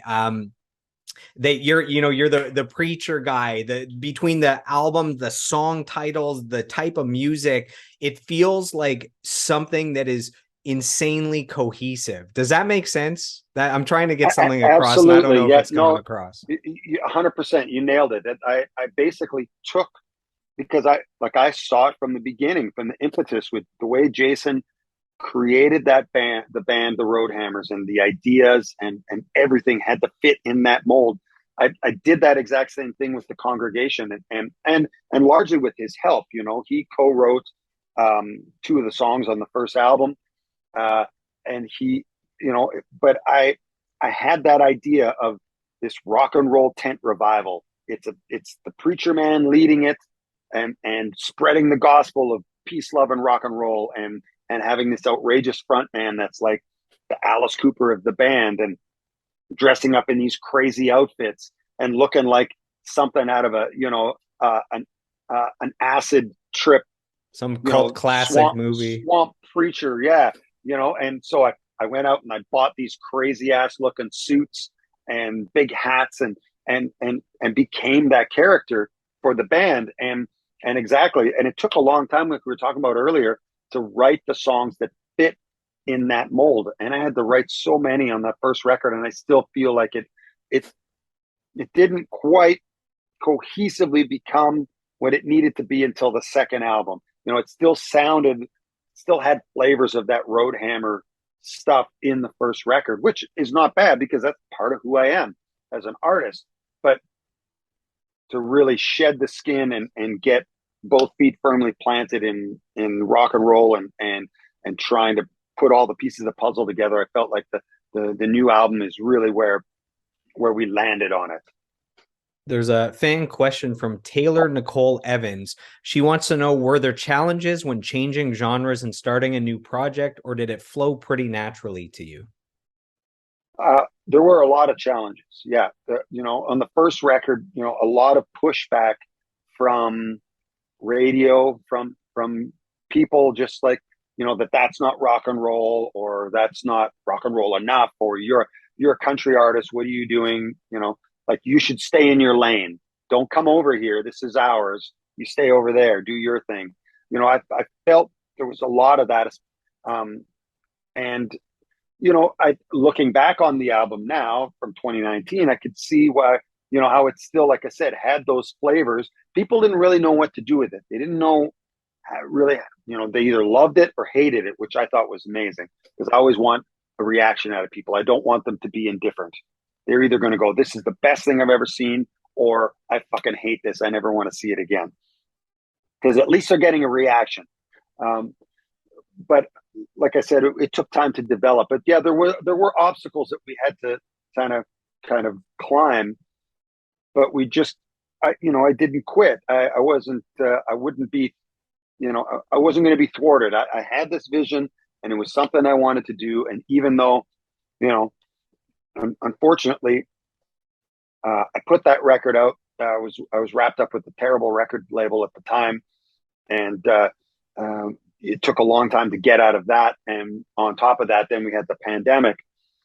But during that time, I wrote hundreds of songs and really got the chance to hone even more where I wanted to go with the music and what I wanted to do to get us to the what I felt like was the next level, which is still the congregation, but a step further down the road to kind of swimming out into that deep end, like we talked about, So creatively. the two most popular songs on Spotify from that album are Resistors and Secondhand Man. One of them has 500,000 spins, one has 300,000. They both have really badass guitar riffs. Do you remember the first time coming up with those guitar riffs? Were they some that you had in your back pocket from years ago, or was it during the writing of this that you came up with it? Yeah, the riff for Resistors started out as a loop that one of my co-writers, Dwave, came up with, and he just put that on and just started looping it, and I tuned my guitar to open E and started playing along with it, and it just from there, over the course of a couple hours, just kind of riffing on that, letting it play over and over again, we came up with that song, and a lot of it was just stream of consciousness writing, with those verses. Um, but definitely one of my favorite tunes on the album. There's a lot of horns on that debut album. So there's horns on Church of Rock and Roll, Secondhand Man, Rock, Super Love, Out of My Mind, The Healing. And then I don't believe there's any horns on the new album. So where do the horns come from for that album? And maybe a shout out for the people playing them. Yeah, big shout out to the horn players everywhere. I absolutely love that, and again, trying to bring into that whole tent revival feel.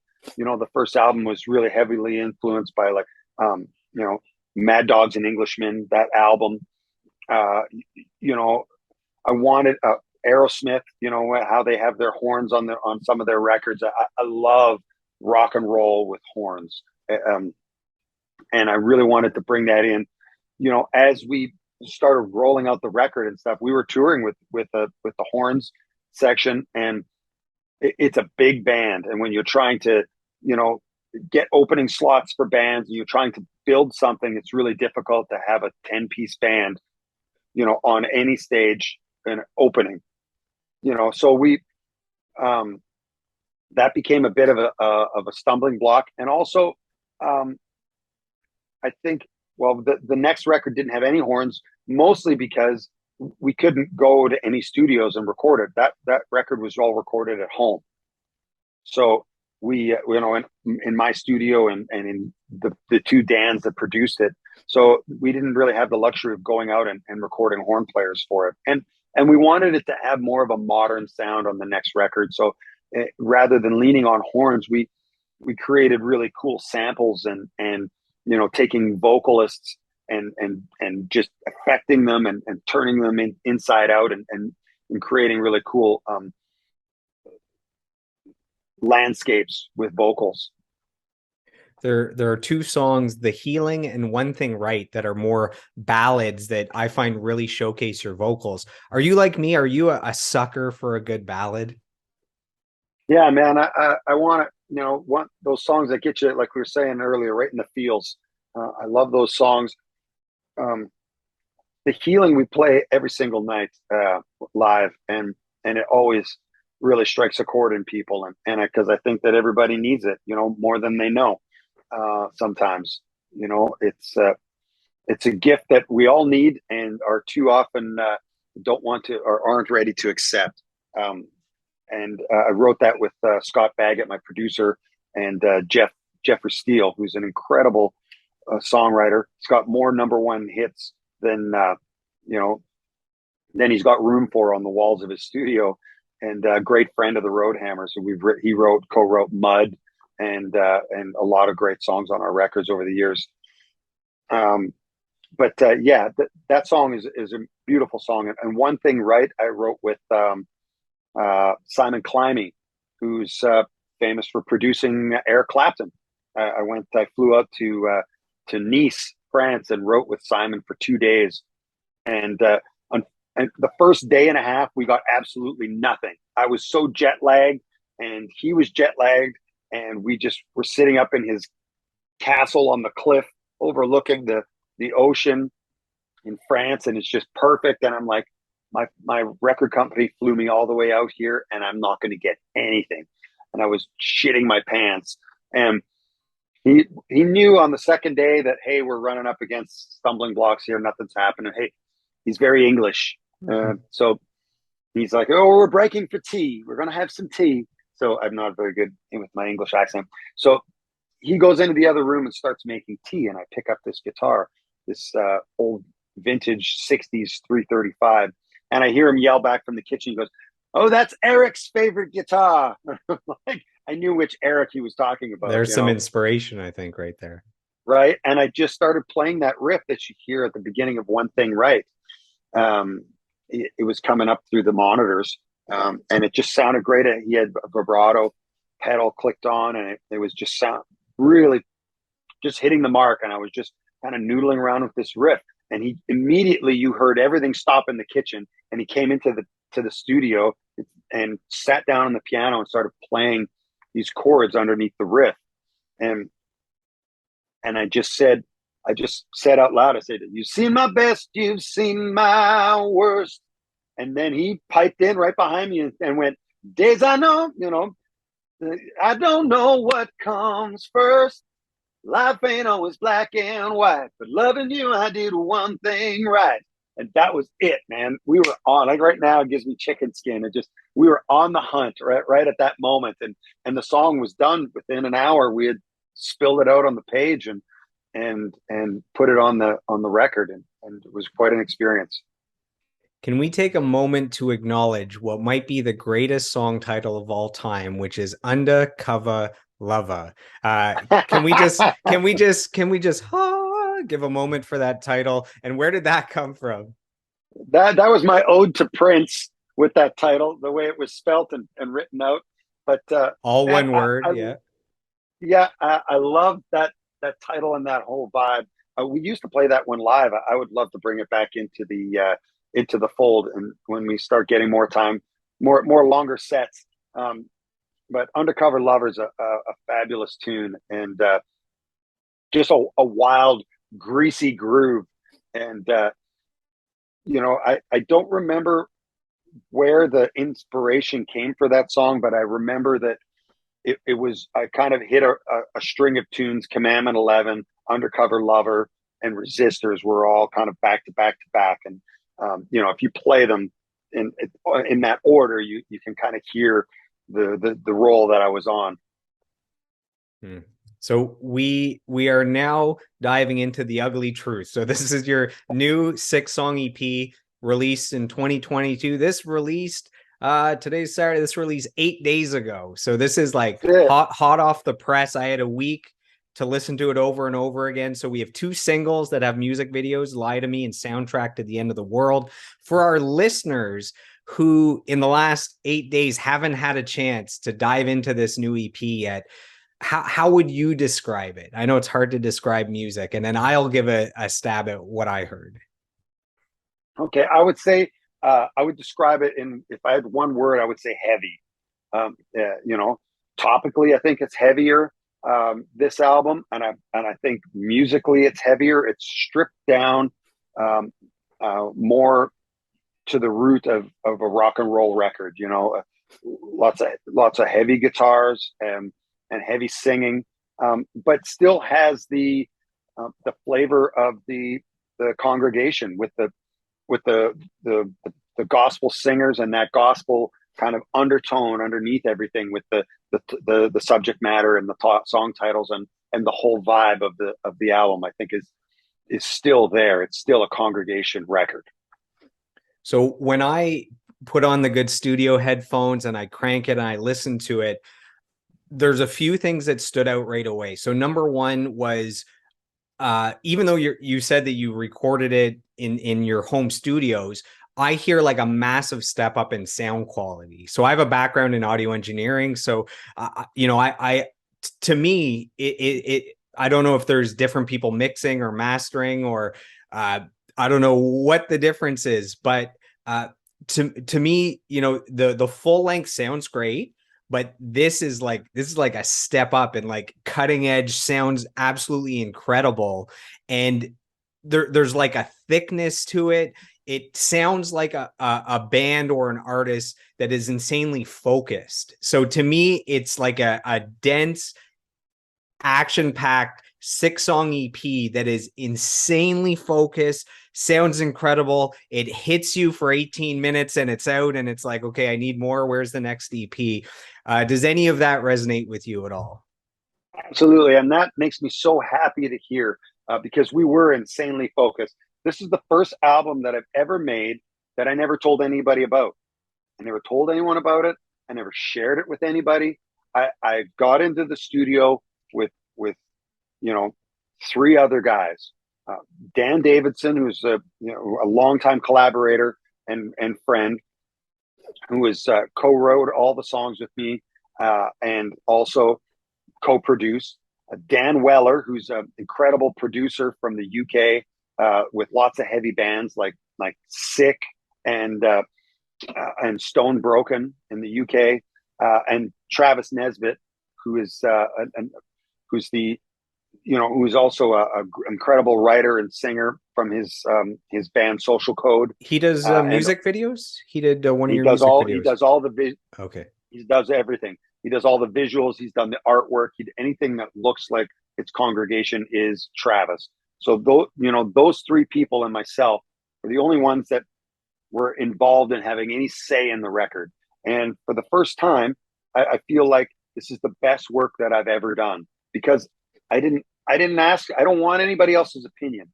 I wanted to go in and make the record that I wanted to make, and these guys, made that come together. We also had you're talking about sound quality. Dan Weller mixed some of the tunes, and Adrian Bushby, of the Foo Fighters and Muse, he mixed 3 of the tracks as well. So, or 2 of the tracks. So, it definitely brought, those 2 guys brought the level up a whole bunch. And we had time as well on our side, where, because we were locked down, we couldn't go anywhere. We couldn't do anything. We had, Dan Davidson and I would sit for hours coming up with loops and crazy sounds to kind of go with the congregation vibe. And that's what I wanted to take, because I wanted to step a little bit away from the classic rock sounding of the first record and get more modern. I needed to take that kind of congregation idea and bring it into the 2022 sound.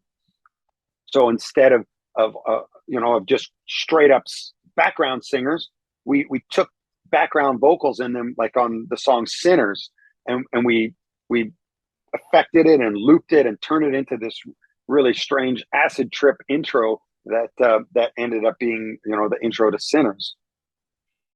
So the very first song is the single Soundtrack to the End of the World. So that song, it kicks off with, the preacher man, there's a little bit of preaching, and then the blistering guitars kick in and it takes you for a ride.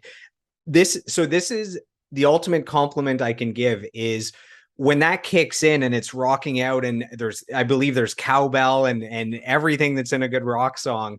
I'm hearing Songs for the Deaf by Queens of the Stone Age, that album, which is that's the biggest compliment I can give. That's like a masterpiece album. And I was getting those vibes, which is like, there's no higher praise I can give for sound quality, for the spirit of what that album is and what this album is. So yeah, that's supposed to be like the ultimate compliment that I can give. Well, thank you very much. Well, I'm a huge fan of Queens of the Stone Age. There was a few bands that I really kind of put in that, up on a pedestal and went like, this is where we're shooting to move the congregation towards, and that was one of them. So I really appreciate hearing that, because that's what we wanted, and we wanted to write a song that was going to be a set opener. That something was just because, like we had talked about in the first record, there was a lot of pushback saying, "Oh, what's Clayton doing? It doesn't sound. It's not rock and roll. It's not this. It's not enough that. It's not this." So I was determined on this first notes of the next record was going to be so undeniably fuck you rock and roll song that people would have no doubt that this is a rock band. And I wanted it to be just blow your hair back, loud and fast and aggressive. And I think you succeeded with that. Thank you. Yeah. We had to write that song 4 times. We wrote it and scrapped it 4 times. That was myself, Dan Davidson, and Travis Nesbitt who wrote that song. Actually, Travis came out of retirement and he was singing on the back end of that song. He's doing all the screamo stuff on the outro. But nice. Yeah, until we accomplished exactly what we wanted, we had to rewrite it a few times. You mentioned earlier during this interview that this EP is a little bit darker. I agree with that. Between the sound, that's this darker, thicker sound, between even the song titles or the lyrical content, the delivery, the performance, it's a lot edgier. It's a lot darker.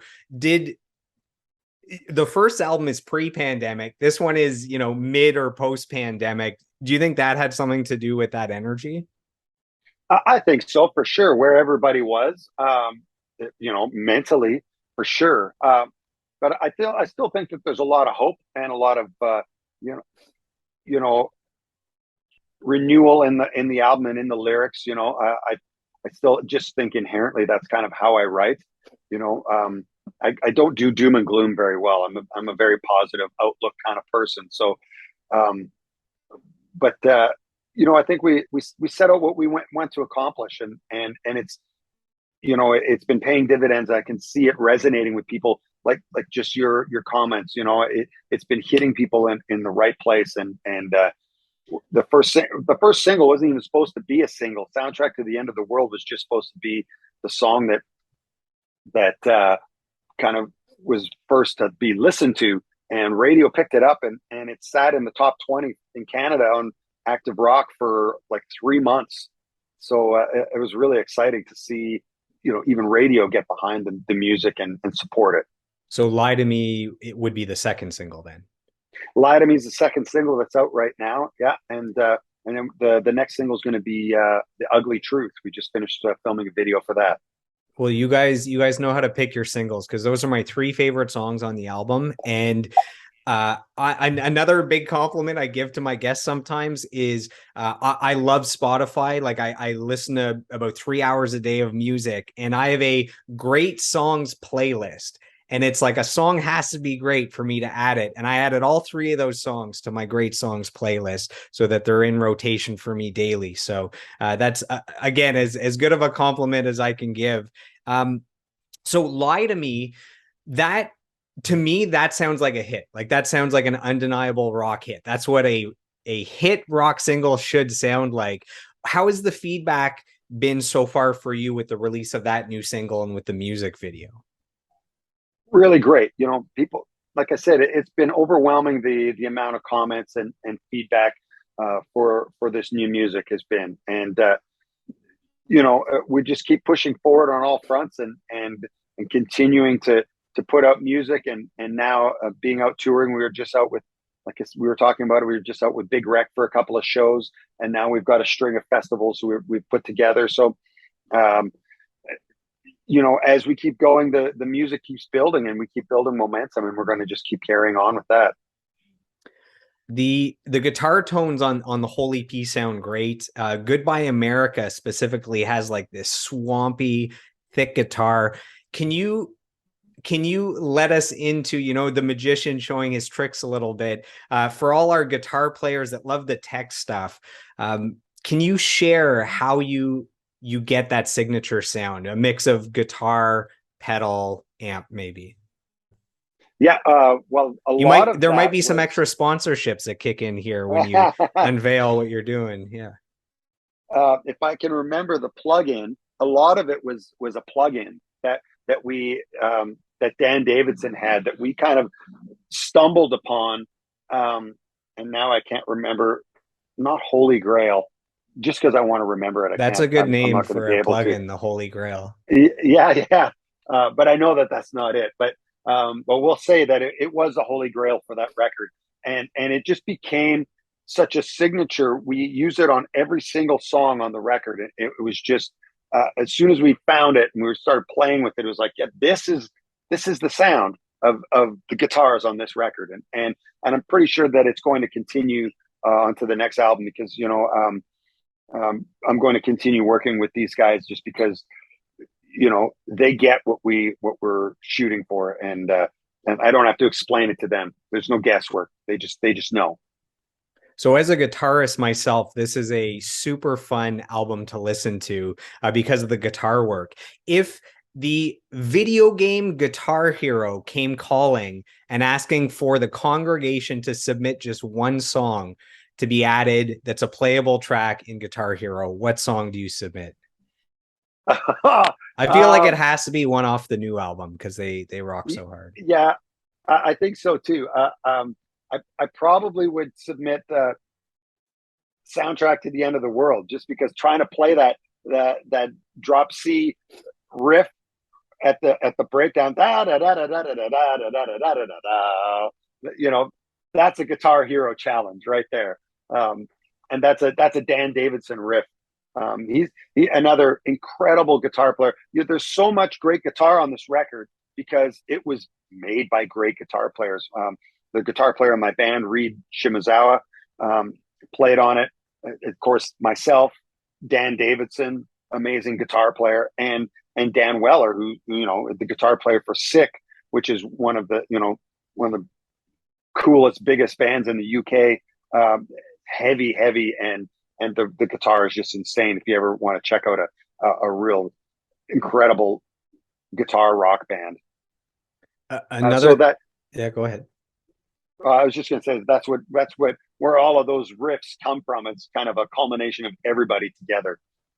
Another thing that adds to again that um image of the band and aura and all that is actually the album cover. I find it's amazing artwork. It's giving the vibe that you want. Like I think it's just a perfect album cover for what you're doing.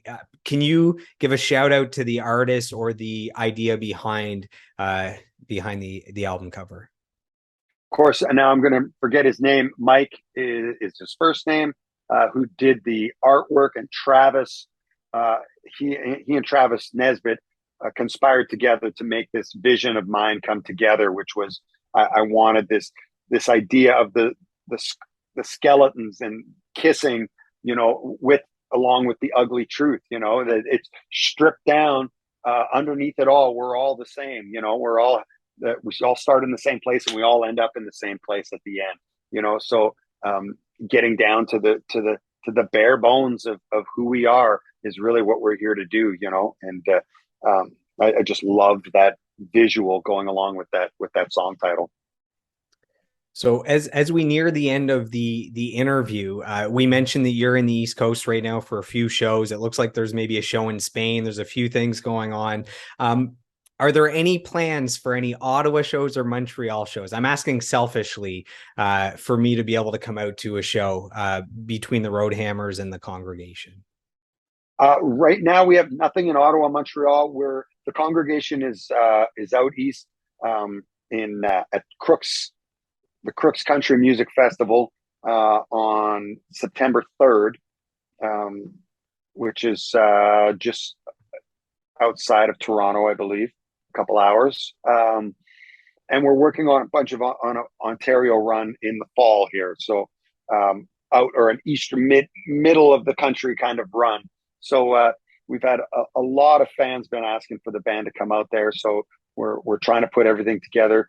Still logistically with coming out of the pandemic and everything. It's we've been trying to put all the pieces of the puzzle together. But honestly, we've been so busy between the Hammers and the Congregation. It's just been one after the other after the other. But definitely the focus for the next year is making more music and touring, and getting bringing the Congregation tent revival to the fans. What we want to do.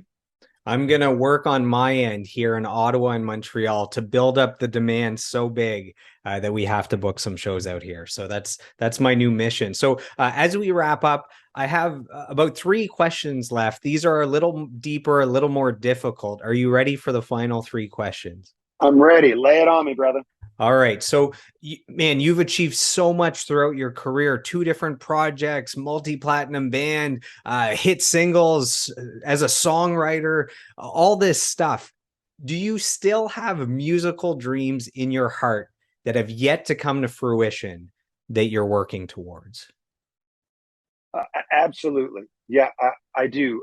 A lot of it has to do with places I want to play, venues I want to perform at. The Ryman Auditorium in Nashville. We came close. We got invited to the Ryman years ago to do a tribute show there for Les Paul when he passed away. But my daughter was on her way to being born, and I couldn't leave home to go and do the show. But that's a bucket list thing. For me, the Congregation is as much about proving to myself that I can do something as a solo artist as it is, just making music that I want to make. So I still, there's things that I want to prove to myself that I can do. And so I've got a long way to go, and I don't have any intentions of slowing down. That's for sure. When I asked Sekou from Big Rec, what goals he has left, it was the same thing about venues to play at, and for him, playing Red Rocks would be the big thing. So I believe he played there as an opener with Serena Ryder, but Yeah, for him it would be to go there as like Big Rec as the headliner, and that it's like a religious experience at Red Rocks. yeah. See, and that's another one on my bucket list.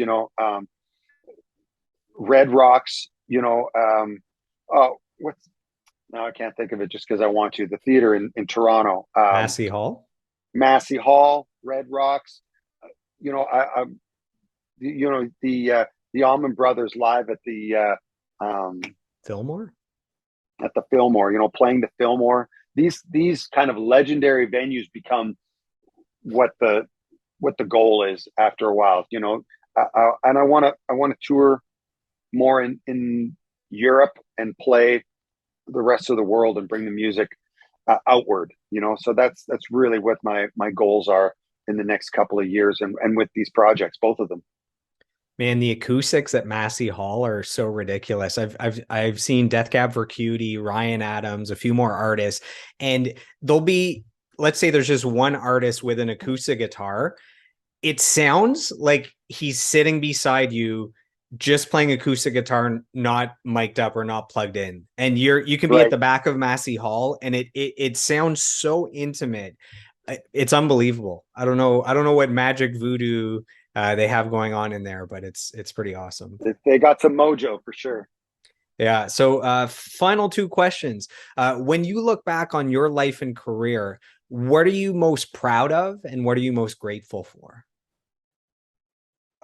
This is going to sound cheesy, but my kids. I'm most proud of being a dad, a good dad, and I'm most grateful for those two kids who are now almost no longer kids. But if I had one job that I couldn't fuck up and I need to do right, and that was being a dad, and I hope that you know looking back that I did a good job of that. Anything aside of that is just gravy for me. But musically speaking, um, I'm most proud of when I hear other artists and my peers and my friends speaking highly of me as a person. That's to me, like I said, leaving a mark on this earth with great music. Music. I I have this love hate relationship with music, because it's a struggle, but it's also a gift. And but I understand that I can love music, but music doesn't love me. Music won't hold my hand when I'm an old man, leaving this earth. So what I try to impart is just to be a good human to others, and to love people, and try and spread that joy through music, and if I make a lot of great friends along the way, that's the best thing that I can get. So earlier in the interview, we took a look into the future of what song you would have to stick around in hundreds of years. And now we're going to go for a trip into the past. So if you could go back in time and you could sit down next to your 10-year-old self and you could share some advice. So look, you've had years of ups and downs and training and mentorship and lessons and dreams and heartbreak. What advice do you give to your 10-year-old little cute little Clayton sitting there to help him through this life? Man, ah, I would say don't worry so much. It you know that it's all going to happen. Just keep working hard, and all of the puzzle pieces always seem to fall together as I get older. And the less that the more that I let go and just trust in the universe and trust in the process, the more success and the more things kind of seem to just fall together. The more you try to hold on to it and choke it and make it do what you want, the less that it works. So it's a really interesting and weird thing, but it's just something that I've discovered over the years, is that if you just let it go and let it be what it's going to be, and don't worry so much, just enjoy the trail, because it's a great one, man, and I wouldn't change it for a thing. So for our listeners, where can they find you online? So for the Road Hammers, for them to check out the Road Hammers, for them to check out the congregation, and then maybe for you personally, if someone wants to reach out and just say, "Hey, I love the new album," or I love the interview. So maybe Facebook or Instagram or whatever you like to share. Absolutely. Yeah. I mean, the Roadhammers is just the roadhammers.com, and we're on Instagram and TikTok and Twitter and Facebook as the Roadhammers. Also, with the congregation, you can go to congregationmusic.com for the album, and for the website. And I'm on all of the social medias as Clayton Bellamy, and also there's social medias as the congregation or congregation music. And They can find everything they need there. I'm a pretty easy guy to find. You can reach out and say hello, and I'm always the guy answering back. So I like to be directly involved in that, and I feel like that's a really important thing. So, as we wrap up, I just want to take a second to acknowledge you for your lifelong pursuit of mastery as a singer, as a guitarist, as a songwriter. I want to acknowledge you for, dreaming big and having the courage to pursue those dreams, seeing them through to fruition, and then showing in Canada what is possible as a country artist. I want to acknowledge you for stepping out of that successful project and being willing to start over again in a new genre with a new project and building that from scratch and believing in yourself enough to not just rest on that past success, but to be hungry enough to want to pursue something else. And then last but not least, I want to thank you as a music fan for sitting down with me for the last couple hours to allow me to pick your brain, as a fan of the music that I listen to know the insides and outs of how we got to where we are today and how the music was made. It means a lot to me. I really appreciate it. Well, thank you so much, and I really appreciate you, Joel, for having me on your show. And this has been one of the best interviews I've ever been part of. I love that we can talk about all of these great things and share our love for music together. So I appreciate that, and I hope that we can meet in person here soon and see you out on the road, catch you at a show. Amazing. All right. So to our listeners, to the Roadhammers fans, to the Clayton fans, to the Congregation fans, thanks for sticking with us for the last 2 hours, and we'll see you on the next episode. If you've enjoyed today's episode of the podcast, please take a moment to subscribe, like, comment, and share. What I want to know is, who would you like me to sit down with next for a 2-hour deep dive interview? You can let me know by reaching out to me on social media. You can find me on Facebook, Instagram, YouTube, and TikTok at Joel Martin Mastery. Joel is Joel. And you can find me on Twitter and Snapchat at Joel Mastery. So I am done. I am complete. I approve this message, and I'll see you on the next episode.